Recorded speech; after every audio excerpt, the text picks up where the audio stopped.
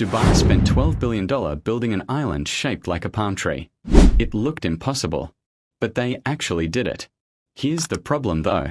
The moment construction was complete, it started sinking. And they knew it would happen.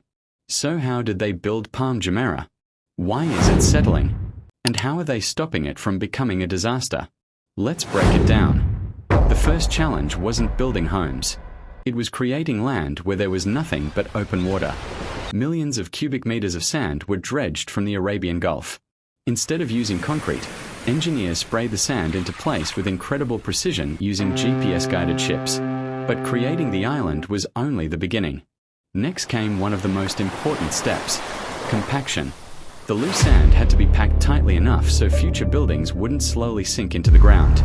Massive vibrating machines repeatedly compressed the sand until it became solid enough for construction.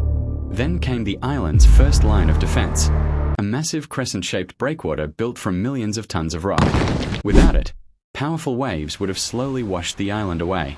After years of construction, Palm Jumeirah finally opened its doors. Luxury villas, 5-star hotels, private beaches. It quickly became one of the most exclusive addresses in the world. For a while, it looked like Dubai had pulled off the impossible. Back in the early 2000s, Dubai had a problem. The city was running out of coastline. Luxury beachfront property was in huge demand, but there was almost no beachfront left to build on. Most cities would have accepted that. Dubai didn't.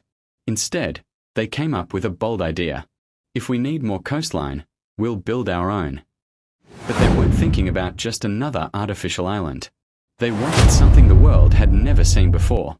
A giant palm tree, visible from high above and instantly recognizable around the world. A design that would create miles of new waterfront property while turning Dubai into a global icon. It sounded impossible. But in 2001, construction began anyway. But finishing the island wasn't the end of the story. In many ways, it was only the beginning. Palm Jumeirah wasn't built on solid bedrock. It was built on millions of tons of reclaimed sand. And from the moment construction was complete, the island began settling under its own weight. The engineers expected that. Every reclaimed island settles. The real challenge was making sure it settled evenly. Because Palm Jumeirah wasn't just supporting sand anymore. It was supporting roads, luxury homes, 5-star hotels, and thousands of people. Some parts of the island settled a little faster than others. Not by meters, only by a few millimeters each year. That doesn't sound like much. But in engineering, millimeters matter. Over the years, those tiny movements can add up. Then another challenge emerged. The massive crescent-shaped breakwater was doing exactly what it was designed to do. It protected the island from powerful waves, but it also slowed the natural circulation of seawater. In some areas, the water barely moved. Engineers responded by creating larger openings in the breakwater, allowing fresh seawater to flow through the island once again.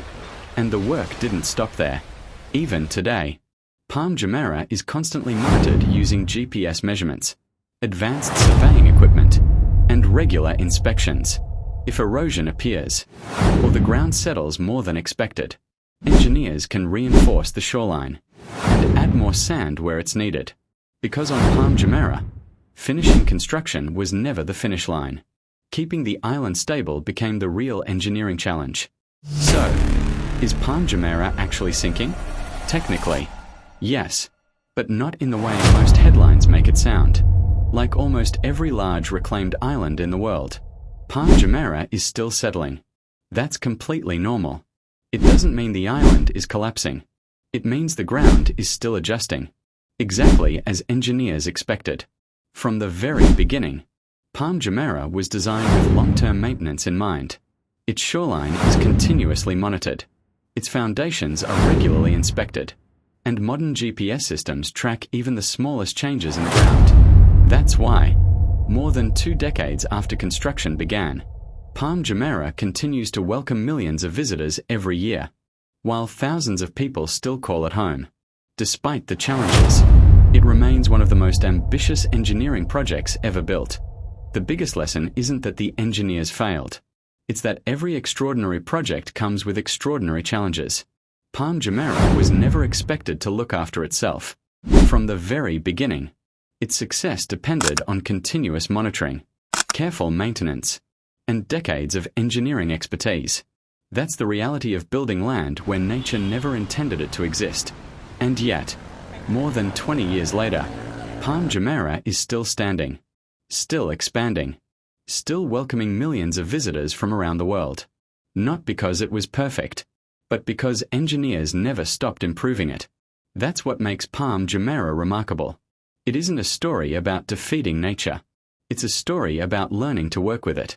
If you enjoyed this deep dive into one of the world's greatest engineering projects, subscribe for more documentaries on the incredible ideas shaping our world.